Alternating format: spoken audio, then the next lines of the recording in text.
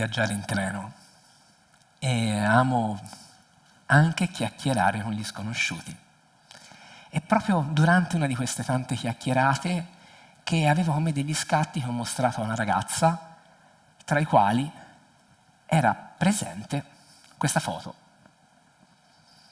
Mi ricordo che la ragazza mi disse: bello scatto, ma sai dirmi chi è Armida? E io risposi: ma non ne ho la più pallida idea. Ma come non ne hai la più pallida idea? Mi disse: c'è il suo nome nella tua foto. E io rimasi completamente di stucco. Non avevo notato quel dettaglio. Quella che gli avevo mostrato era una foto che avevo scattato nel 2006 nel manicomio di Lucca, un luogo a me caro, perché è stato il primo manicomio che ho fotografato per il mio progetto di ricerca e tutela della memoria del patrimonio manicomiale italiano. Sì, lo so, ve lo starete chiedendo tutti. Ma perché fotografi manicomi? Perché io voglio raccontare quel confine sociale che divideva il mondo dei normali dai folli per comprenderlo e scoprirlo, e farlo con l'unico linguaggio artistico che ci obbliga a muoverci fisicamente per realizzare un racconto: la fotografia. Raccontare quel mondo degli esclusi dentro gli spazi degli esclusi e recuperare anche le storie di chi ha abitato questi spazi. Ora, io spesso mi commuovo quando racconto queste storie. Ci credete, eh? Cronometratemi, poi si vede se avrò ragione. Perché a volte si racconta storie di persone che esistono soltanto come descrizione di cartelle cliniche, come testi scritti su lettere mai spedite, oppure come nomi incisi sul legno.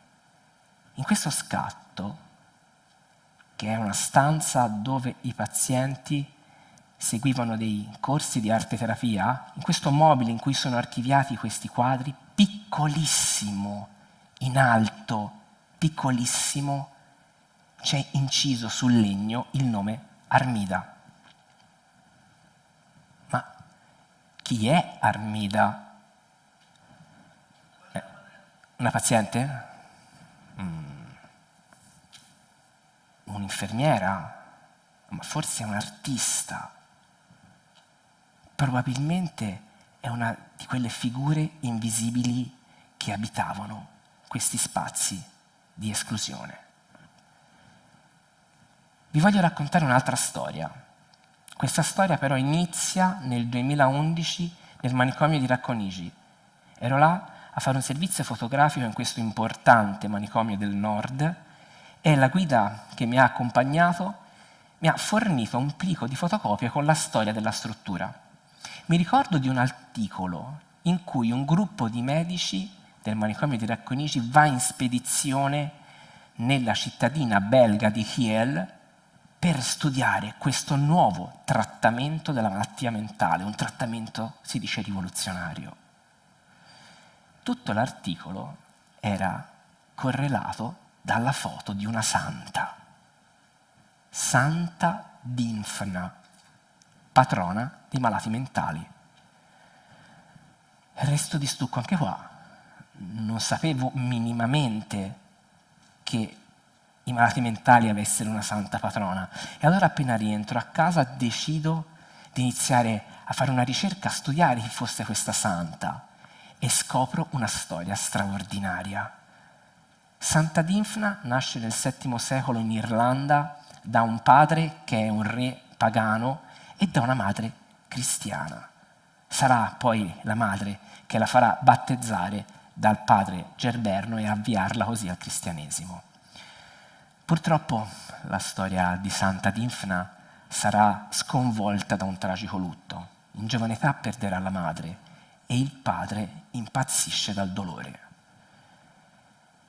Non riuscendo a superare questo grande trauma, il padre decide di trovare un'altra persona che fosse somigliante il più possibile alla moglie defunta.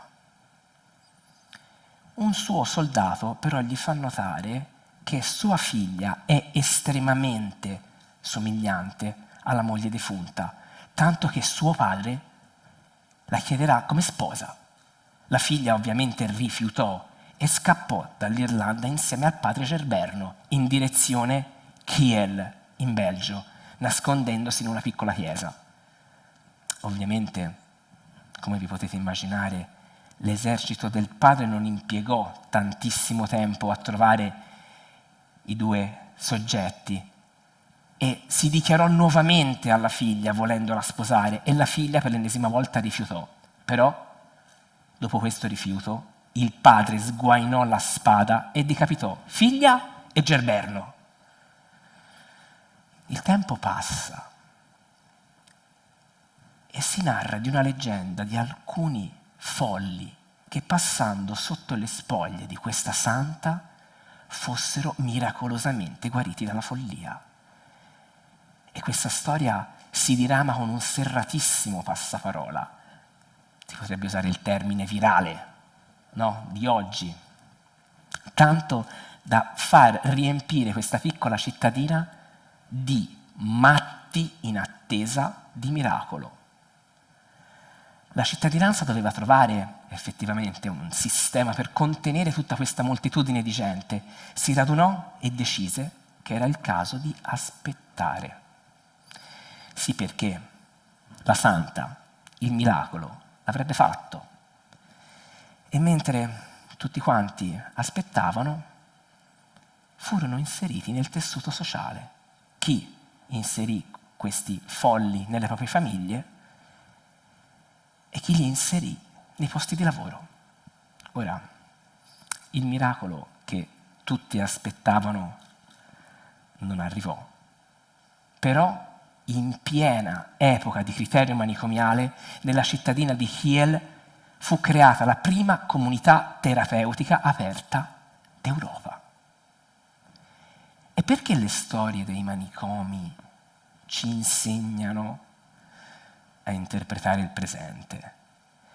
Non solo perché questa cittadina a Kiel esiste ancora, ma perché questo metodo di trattamento, dal nome inserimento eterofamiliare, c'è anche in Italia e la figura più importante è il centro esperto regionale IESA della ASL Torino 3, che dal 1997 ha avviato 361 progetti, coinvolgendo 191 pazienti e abilitando 297 famiglie. L'iter di abilitazione è estremamente sofisticato e minuzioso, come anche la selezione di queste famiglie. Ma tutte queste famiglie abilitate hanno in comune una cosa sola.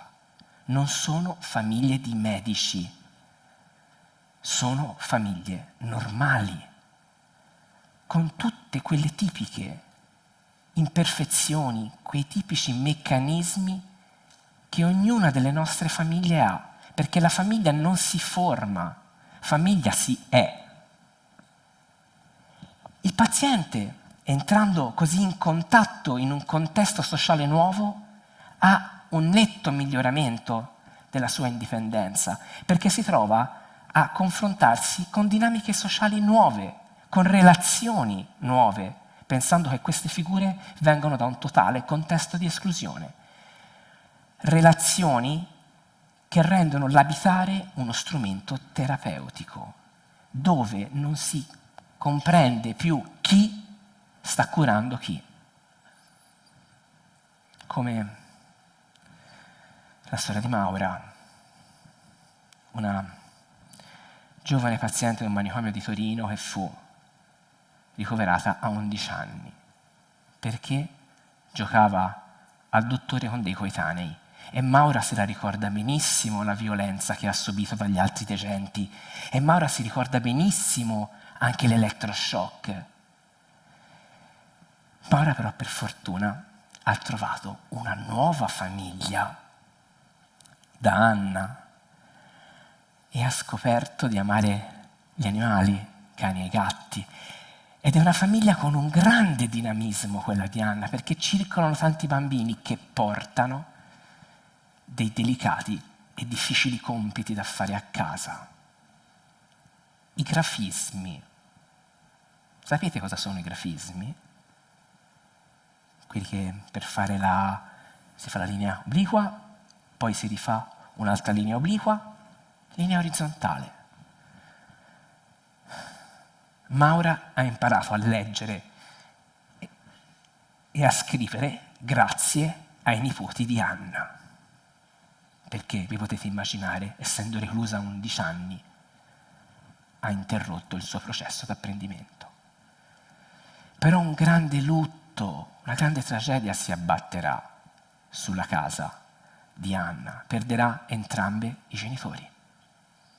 E sarà proprio Maura ad aiutarla, perché non esistono abbracci tanto forti, carezze tanto delicate e sguardi tanto profondi come chi quel dolore l'ha vissuto in prima persona.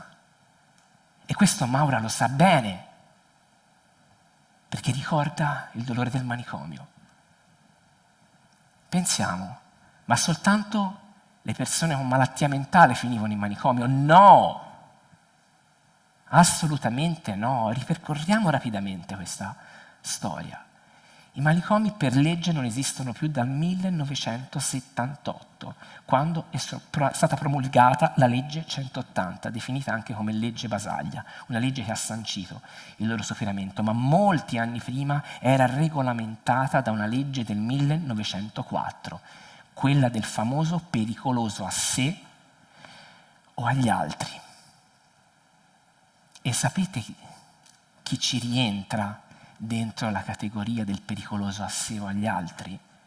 Ci rientriamo tutti noi, perché il manicomio non riguarda solo le persone con una malattia mentale, riguardano donne non conformi alle regole sociali, riguardano persone con malattie neurologiche come gli epilettici, riguardano figli illegittimi, riguardano oppositori politici, riguardano poveri.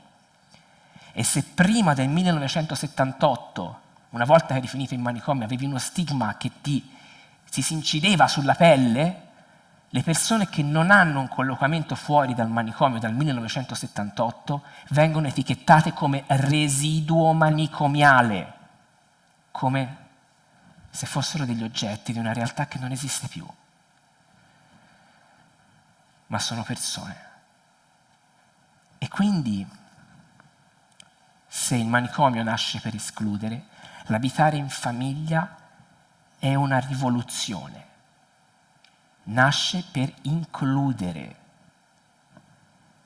dove si può ridere, scherzare, giocare, imparare anche a leggere, a scrivere e a dipingere insieme.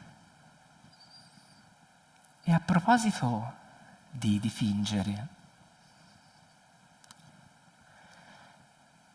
oggi saprei rispondere a quella domanda. Sai, Giacomo, chi è Armida? Sì.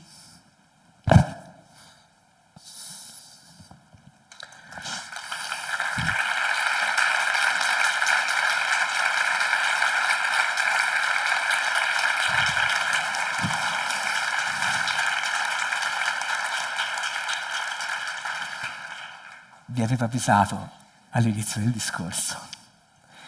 Armida è una persona che ha avuto un'infanzia difficilissima, cresciuta in orfanotrofio, poi continuata a crescere in manicomio, ma che adesso ha una nuova famiglia. Ho impiegato 19 anni per trasformare un nome in uno spazio di reclusione in un'identità che vive in famiglia e che sa di normalità. Perché la normalità non è nient'altro che guardare a questi dettagli, questi piccoli dettagli che la vita ci mette sotto gli occhi tutti i giorni saperli accogliere e ascoltare questa enormità di storie che hanno da raccontarci. E io sono grato di riuscire a farlo. Grazie.